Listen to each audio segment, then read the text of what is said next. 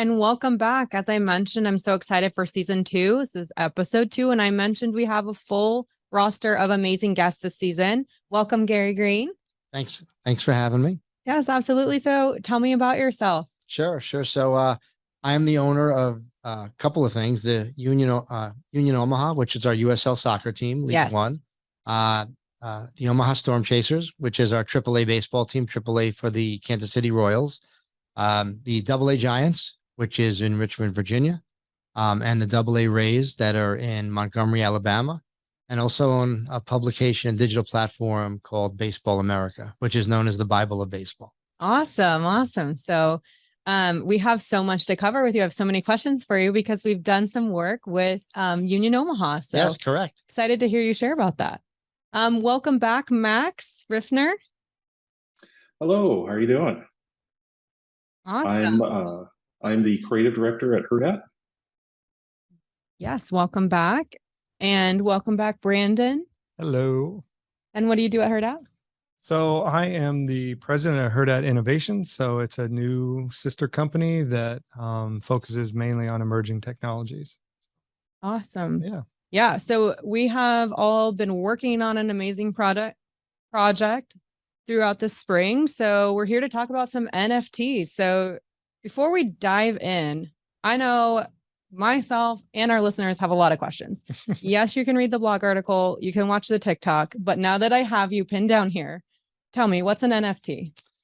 So let's just break it down really quick. So NFT stands for non-fungible token. And so, I mean, who has heard of like fungible or non-fungible? Like most people like, what does that even mean? So fungible essentially just means that if we exchange something in the same asset class, that it'll keep its same value. So if I give you a $10 bill and you give me 2 5s back, it kept the same value. So a dollar keeps the same value whenever we exchange.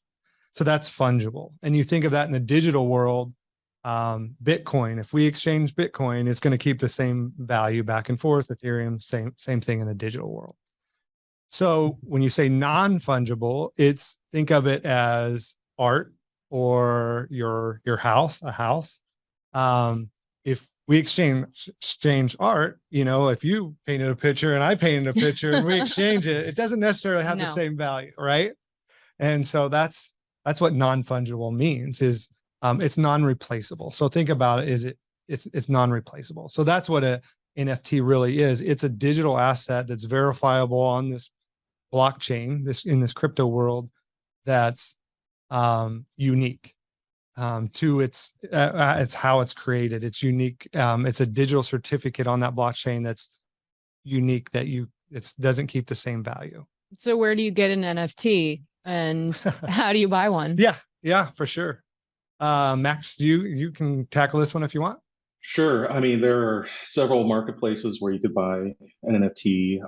OpenSea is one, Rarible, Foundation, Super Rare.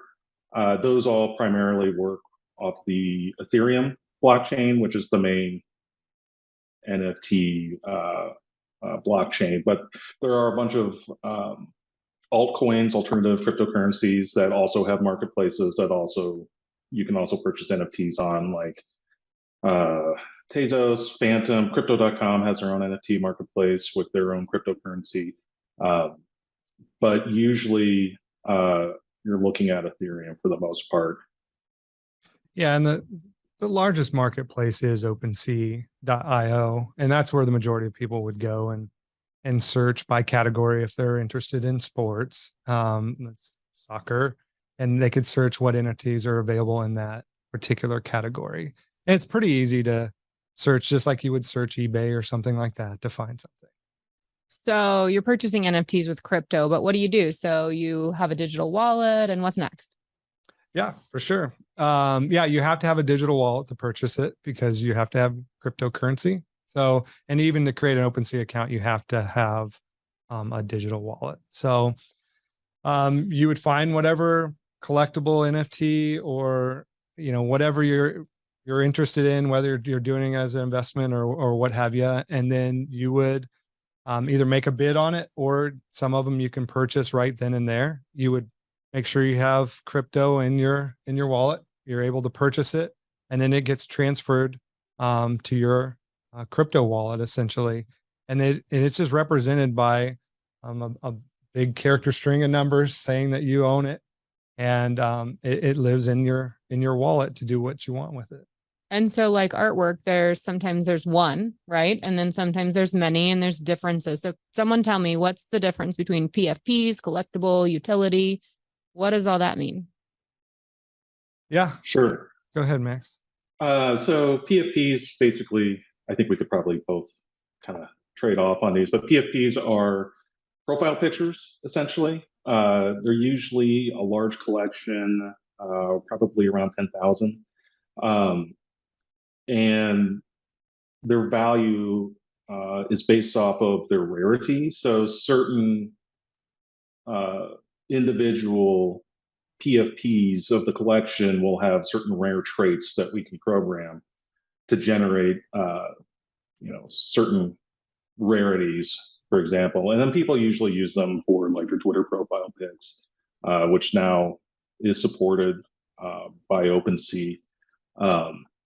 Or just across the internet, they'll use them as, a signifier of who they are. And in a lot of cases, that's the only recognizable facet to their online identity, is their PFP NFT that they purchased. Collectibles are more, you're seeing that more in sports, almost like trading cards, but you're seeing it across other artistic avenues as well. And then utility NFTs, which I think is going to be more focused in the future, is you get something for that NFT. It's almost like a membership card. So either it's discounts in the marketplace or physical artwork that's starting to pop up, discounts at a location or store or restaurant. That's sort of tickets. Same thing. Cool. Yeah, you can use it as a concert ticket. And then it gets really techy because there's a lot of companies popping up where you would purchase that NFT as almost like an investment into the company, and depending on how rare the NFT is or what NFT you purchased is more benefits you get within that investment, essentially. Do companies draw against the value of that? I think they use it. I mean, I've seen a lot of them using it as almost like fundraising. It's kind of crazy. Yeah. So if you want to get a project off the ground in this new space and you don't want to go out and try and raise, a bunch of money, you can almost like micro investing. You sell these NFTs with people betting on that it's going to grow in value in the future and they're going to be able to sell it. That probably was easier 6 months ago than it is now. I assume. Yeah, for sure. Yeah. I mean, yeah, we'll talk about it a little later here, but yeah, it was. So Gary, tell me a little bit about why was Union Omaha interested in creating an NFT? Because we like to be the first at everything we do. Of course. You guys also had something else happen. Yes. We like to be the first team to make the final and all get COVID. Then the first team to win the championship after that. And then we just had our goalkeeper get the #1 play on SportsCenter because awesome. Our goalkeeper scored a goal. Wow, that's crazy. That's so cool. Yeah. Great play. So anyways, on the NFT, we wanted to be the first team to have a championship ring NFT. There was one USL team, I'm forgetting which one, might have been Tulsa, who had an NFT, but because we won the championship, we wanted to have the championship ring NFT that rotated. So we asked Hurrdat to come up with some ideas as far as how to do it. We didn't want to do something that was too complicated, but kept it simple for our fans. And so, stuck our toe in the water, and we have this great NFT. And pros and cons. The con side was that we decided to come out with the NFT at the beginning of the season, with the same time that was the crypto nightmare, crypto crash. I forgot what they call it now. Yeah. Crypto winter. Yeah, crypto winter. That's it. So it came out during the crypto winter, which wasn't great timing. And we found a frustration from a lot of our fans because you had to download 2 apps, which you could talk about more than I can. But one was a crypto wallet and the other app was something OpenSea. different. And OpenSea. So they didn't have to buy it. they got it for free, and they have the ability, the NFT got them the ability to get certain things for free or discounted. And so quite honestly, love being the first, but the utilization was was a lot lower than we had thought. So when we do go back to the drawing board on this sometime in the future, we'll figure out a better way to do it. But I think for where the technology is now and what's available, I think we did it in the best way possible. But our fans are very forward thinking, technology focused. And we wanted to show them that we were forward thinking and technology focused in many areas. And this just decided to be one of them. And to have a local company like Hurrdat do it as opposed to somebody else in another part of the country, especially with one of our former players, Austin, being involved, we felt like that was the right combination. Awesome. Yeah, we were so excited because obviously you mentioned it's the championship ring. So the NFT is of that ring. And when you download that NFT, you have like a piece of the ring, essentially. It's so cool. Yes. Yeah. And you mentioned too, you were the trailblazer on this one. So now everyone that has participated in that download has their digital wallet as well as OpenSea downloaded. So you kind of paved the way for future. We wished it was a lot more people, but yes, we paved the way. Yes. Awesome. Sometimes when you're the first, it's really the growing pains of what you need to do in the future. So it's fine. So I hear the people that did download this NFT, they have some additional benefits. I saw they get merch benefits, maybe some access to VIP events. That's exactly. Pretty cool. Yeah, exactly. And we're always trying to add value to the ticket that people get. So, and which is what NFT is. It's trying to really strengthen the ticket experience. So that's what we tried to do as well. So it's merchandise, it's tickets, it's a variety of things.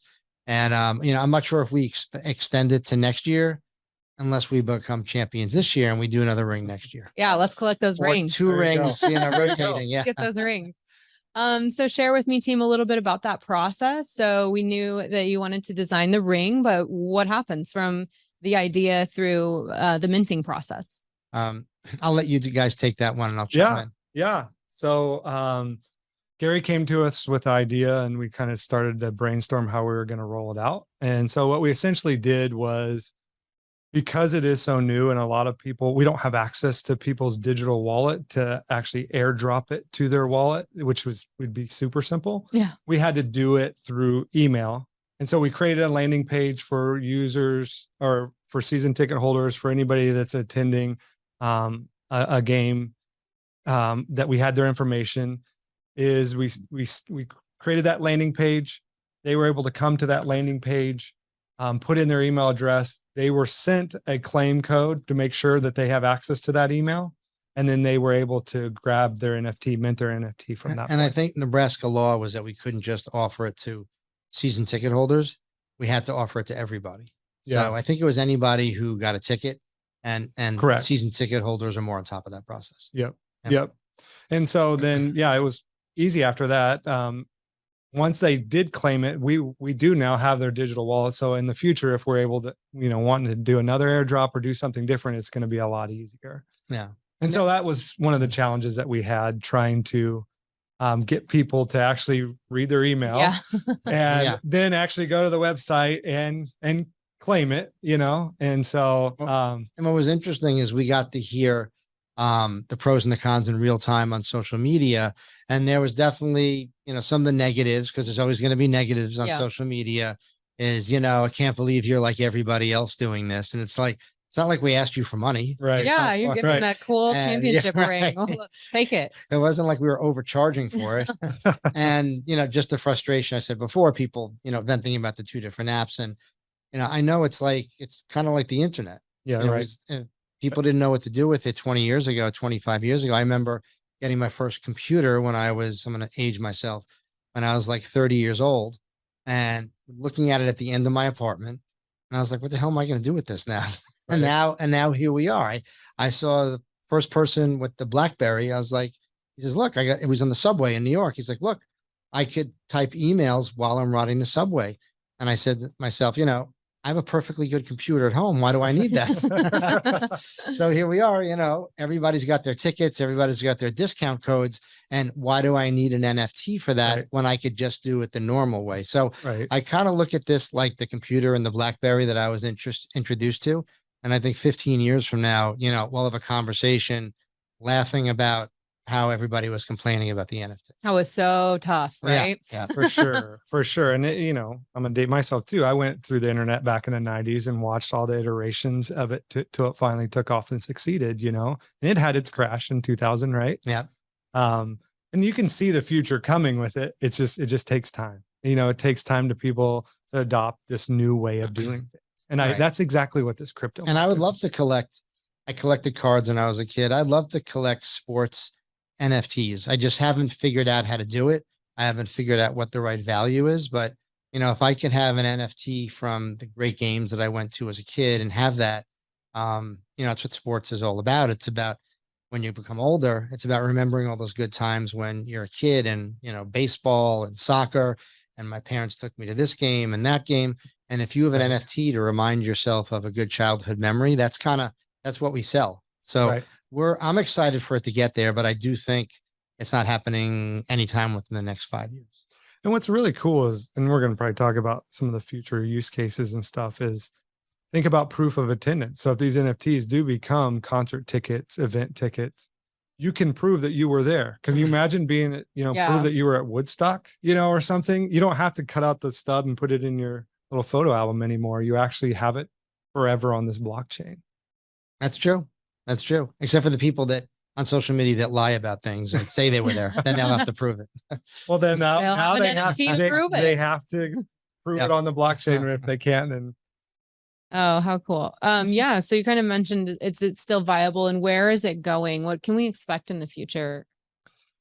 I think it is. I mean, I lived through the internet and watched it through its multiple iterations and cycles and watched how it grew. And I feel like this is following the same trends. It's going to have its cycles where things are doing really great and cycles where everybody's thinking this is a big hoax and a scam, right? And a lot of people that say it's a scam or a hoax, they're just mad because they missed out on the bigger upside of it, right? And so I think we'll continue to see these cycles continue and the NFTs become more and more popular. Because if we think, like I always go back to say, like, in this digital world, we have been in this world for a long time. Think of your social media, right? Your Instagram, your Facebook, you're curating this perfect image of yourself, how you want life to be and how things should be. These NFTs are just your stuff, your assets, your flex, whatever you want to call them, your Rolex watches in this digital world. So they're not going anywhere. So if you can verify that you own a Bored Ape Yacht Club and be like a Picasso, like that's going to be something in these digital world. So I think it's still very viable. Is there anything that competes with an NFT? Like there was a time where, if you understood technology, you had to get the best Betamax there was. Like you had to get it. And if you didn't, you weren't on top of technology. And then it turns out it ended up in the garbage can. So what competes with the NFT? Does anything compete with it that can overtake it or make it less relevant? Not that I see right now. Not that there's a lot of smart people working on this technology, so there could be something. But when we talk about even these, the metaverse, let's say, what about assets and locations in the metaverse, or like what you look like, all of the additional things? Think about, if Facebook, Meta is creating this metaverse, if Sandbox is creating theirs, and you have all these different people that want to win on their world being the best. The only way to really take that asset across these different worlds is having it on that blockchain, is having it as an NFT right now. And so if one of these, metaverse providers create an asset that's only good in that world, I don't think users are going to like it. Why would I purchase something for $500,000 that I can't take anywhere else, right? Unless you don't need to be in the metaverse. Right. I'm sorry, I'm taking your job and asking all the questions. Way to go, Gary. And my generation, I'm 56 years old. I don't know if I'm going to have a need to be in the metaverse.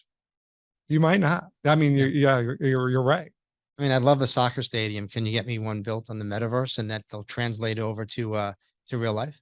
But what's really cool, though, I would say in the metaverse, they are having real world experiences like artists performing concerts in the metaverse and like attending that type of concert, especially during COVID when they weren't performing live at live venues. Yep. So who knows? That was the singer that sings the Hootie and the Blowfish song. I remember I watched his whole concert. You know, the guy with the tattoos on his face. Yeah. I think you're younger than me. You should know. Post Malone, right? Post Malone. That's it. I don't know. I don't think he sings that, but I think that's what you're thinking. No, he does sing that. He does sing that in a movie. And I saw Ariana Grande did a concert as well. Okay. Cool. Yeah. I mean, Snoop Dogg, Justin Bieber, they've all done concerts. They've done it. Okay. Snoop Dogg has a big old mansion in the metaverse. So now, how does that have value?